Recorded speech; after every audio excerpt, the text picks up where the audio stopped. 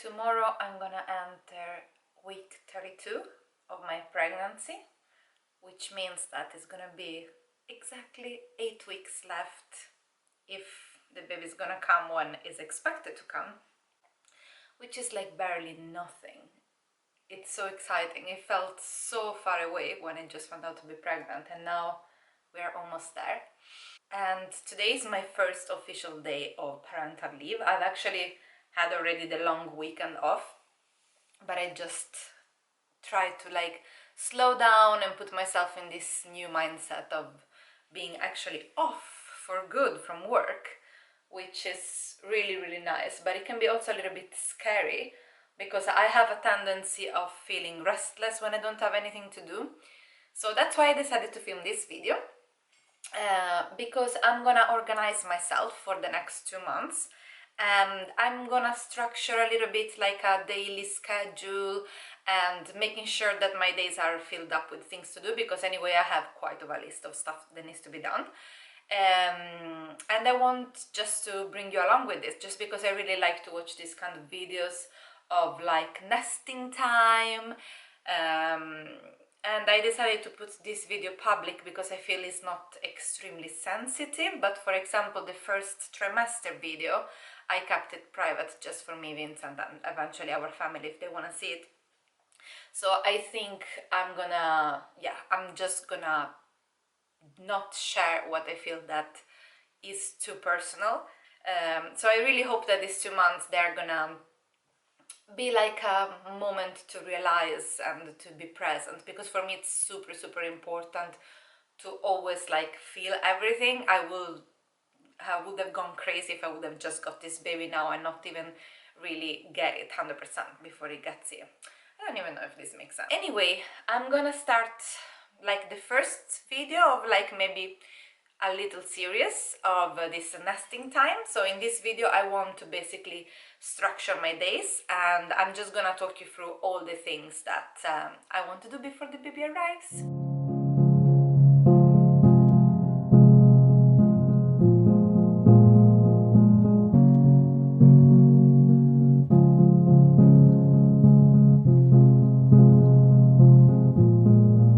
So first of all, I think that I want to have like a morning routine. Today I already tested it and it felt like so good to start the day in that way. So I think this is what I want to follow every single morning, because the tendency that I feel to have is that when I wake up and I put myself immediately into that lazy mood, I'm not gonna do anything after that. So I want to wake up every morning with an active mood, and maybe like allow myself a couple of days per week to just, you know, be lazy if I really need to, because let's not forget that my body is not the body that it used to be 8 months ago. For example, today I woke up at 5 in the morning. I slept pretty bad because however I was moving in bed, my back was hurting, I had to pee, so it's like, you know, it is how it is. So I also need to be kind to myself, because I mean that's also the point of having 2 months before the baby arrives, because after the baby's here, bye rest. But anyway, what I'm planning to have as a morning routine is to like immediately shower when I wake up in the morning and prepare myself, have breakfast, then prepare the house. So that means like doing dishes, fixing the bed, and like just making sure that everything is in order, and then go for a walk, ideally 1 hour walk, but it doesn't have to be 1 hour every day. I actually did that already this morning, and maybe because also I was so lucky that the weather was like perfect, it felt amazing. So I'm really motivated to have this routine.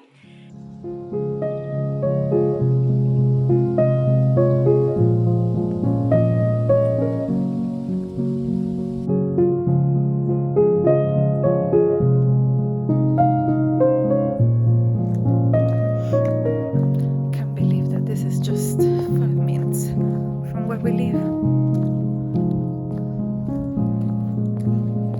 Such a beautiful morning, and it's still like wet from the rain of the night. But now the air is crisp, but still not cold, which is so nice. I'm having a walk with my little mate. so nice. Oh my god, I'm so happy. I'm also a bit scared to sleep because it's wet and I think my shoes are a little bit slippery. Now I'm going downhill towards the seaside.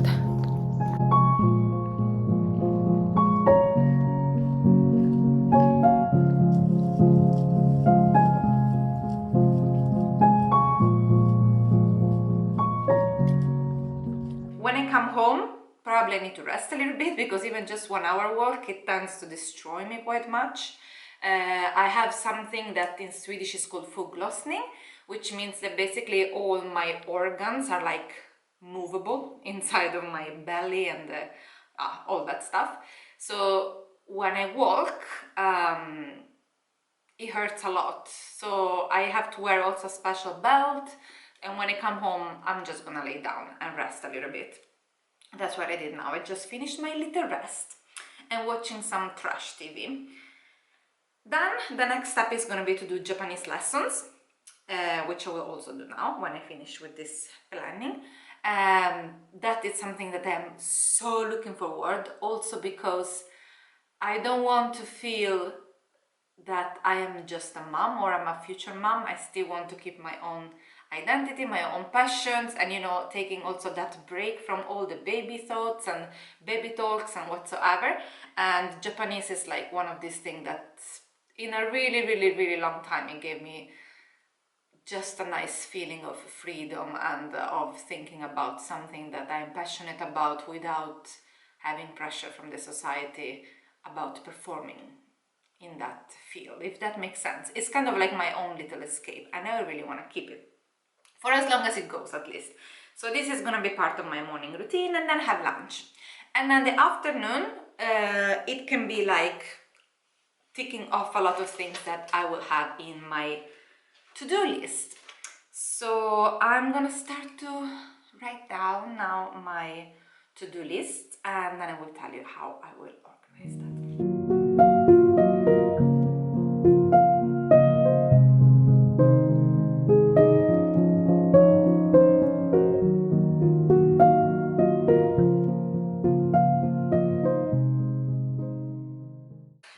Okay, so now I have a little bit organized myself. I'm not gonna bore you with the whole list of things that I need to do, but I'm just gonna show you a little bit how I'm thinking to be organized. I have this weekly planner that I got from Zara Home like some months ago, which I think it's super good. And in there I basically have every single day of the week. And I'm writing like the things, for example, tomorrow is Vincent's birthday, so what is going to happen regarding that, this classic like calendar organization things.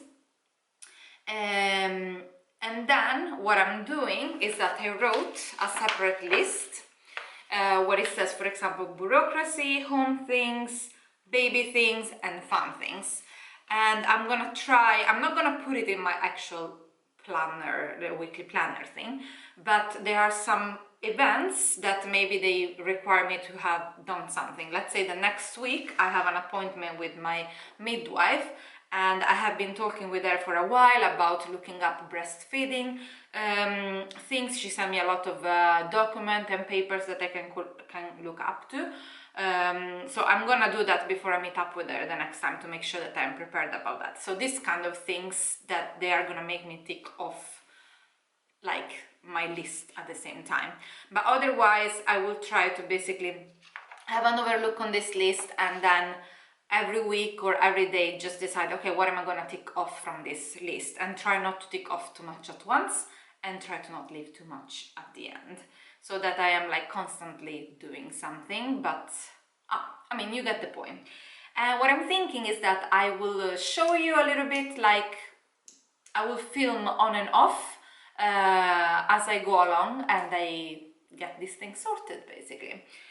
Feels good to be structured. I know that maybe someone will feel that I'm a freak, but I kind of like to have lists and like tick off lists and have things under control, but at the same time I don't let them condition me too much. Like if something comes up and I cannot do some of these things, ain't big deal, but it's still nice to have, because otherwise I tend to feel overwhelmed if I don't have everything written down. I don't know if it makes sense, but it makes sense to me. Okay, something that I want to tick off immediately, it's in here.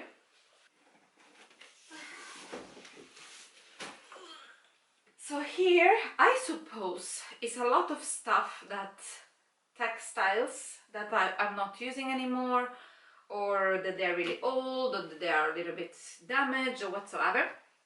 So what I'm gonna do is that I am gonna give it away. So I'm using the service of a company that is here in Sweden that is called Sellpy. I don't know if you can find it somewhere else in Europe. But basically you buy bags, so let's say that you buy these huge bags for something like 15 kroner, that is what, €1.50, something like that. You put all your stuff in there, it needs to be clean and it needs to be like good stuff, but I put everything because actually what they are not deciding to sell, they are just gonna recycle it and give it away. So I let them decide what is worth to be sold and not. So I send all my shit. And then they are basically selling it for you. They are selling it for almost nothing, so actually you don't earn so much money out of it, and it takes quite a long time before you can get like some money. But at the same time, I feel, I mean, I save so much time into going and recycling those things.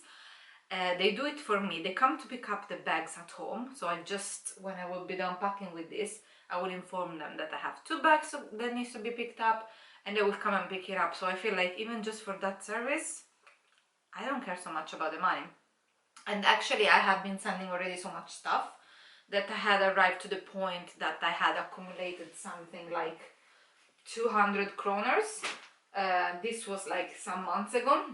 So I've been able to buy some second-hand pre-loved kids things for my baby with that money that I even forgot that I had. I mean, it's always so hard because you always feel like maybe I will make use out of this, and then you never do. So I need to be really honest.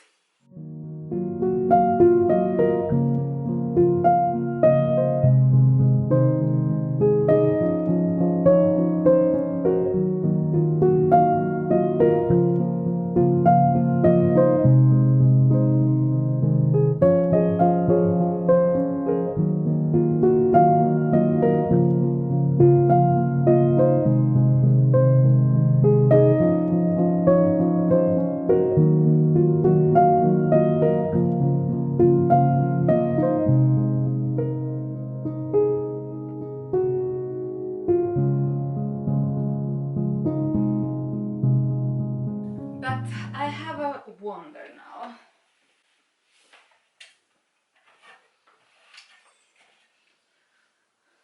So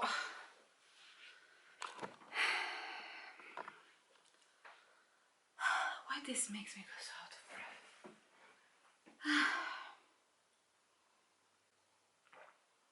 The baby clothes, they come in so many different sizes, and for what I heard, because I'm no expert, I never had a baby before, so that they basically grow out of those sizes really fast as well. So what I'm thinking to do is to have a box up there where I can basically, as quick as it grows out of he or she, because we don't know the gender by the way, grows out of the size, we can just take this size that is grow out from and like put it in that box, so that there is always like new space for clothes, so that we don't need to keep in this little storage that we have for now, that I'm gonna show you soon, maybe in the next days, we will see. We don't need to keep too many things in there, but there is always like really actual the size that we're using and the clothes that they are needed at the moment. Look who's in our vineyard.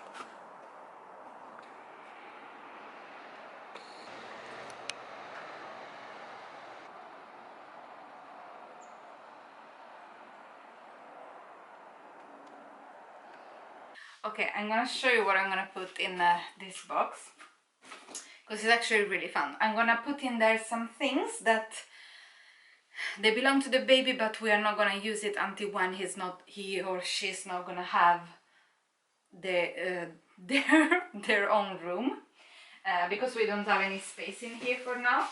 And I really want to show you this thing. This one, we got it, I think, 2, if not 3 years ago. Because Vincent's mom, she's with like an art gallery. She's a member of an art gallery. And she can pick some pieces every year. And we had seen this one and we thought like, for when we're gonna have a kid, this is gonna be like what we want our kid mindset to be about. It's amazing, I love it. Now like it's gonna be fun to look at all these things and see if they go together. Because you know when you buy instinct stuff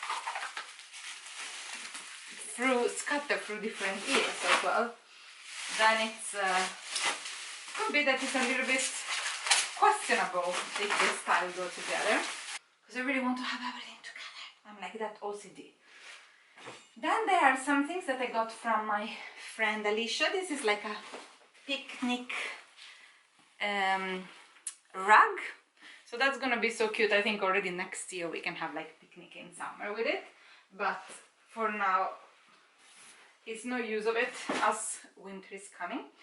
And she also got me this super cute curtain with bees on it.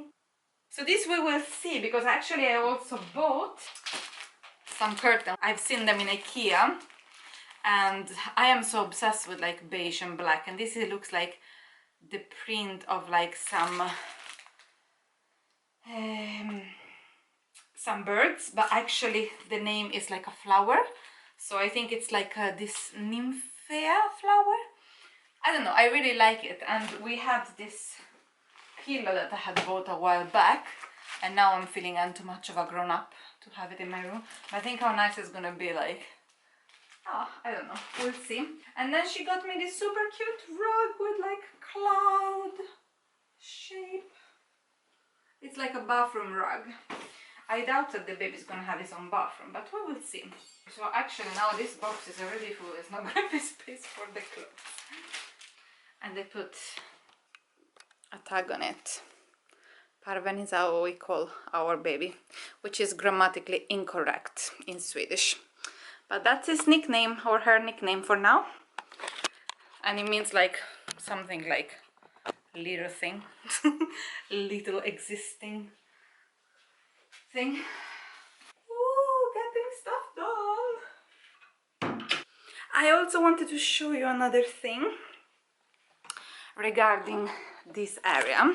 But basically the crib is gonna be in this area, and I think it's gonna arrive exactly where it ends the bedside table, and it will start like around here. So I'm basically not gonna have barely any space to get into bed. So one thing that I will have to figure out is, I mean, of course I need to remove this bedside table. I will still want to have something on the side of the crib, to put my phone, to put a water bottle, to put my vitamins, and like some other small things. So I think first I wanted the crib to be built as late as possible, because I feel it's so bulky and it's nice if it doesn't take so much space. But actually I think that we will probably get it relatively soon, maybe like in some weeks, and start to feel it, and then start to see how I can still have a small storage space in order to have my things accessible anyway. But also what I wanted to say is that I already fixed this yesterday. There are like drawers under the bed, and the thing is, we used to have the small drawer here and the long one over there. This has much space. Those drawers probably will manage to be open. So I have already rearranged so that in here there is nothing deep inside, so that I still have access to this drawer from like here, like somehow like this. And this is like swimwear, so I doubt that we're gonna use it in a really long time. But yeah, and then I basically moved the small one in this part so that this it can be basically fully opened. And what I want to do with this is to use it like a sort of laundry drawer for the baby, because we don't have much space to put laundry for the baby. So this is going to become the baby's laundry basket, and it's so accessible and close to the changing station. And that's why I like to do things in advance, because I want to think everything in every small detail. And I think that that's particularly important when you don't live in a big apartment or in a big space in general. I mean, we live in 55 square meters and we are gonna fit also a third person in this space now. And we are gonna stay here for a while, at least we think so. So I really want to feel that this space is organized in a smart way, as simple as that.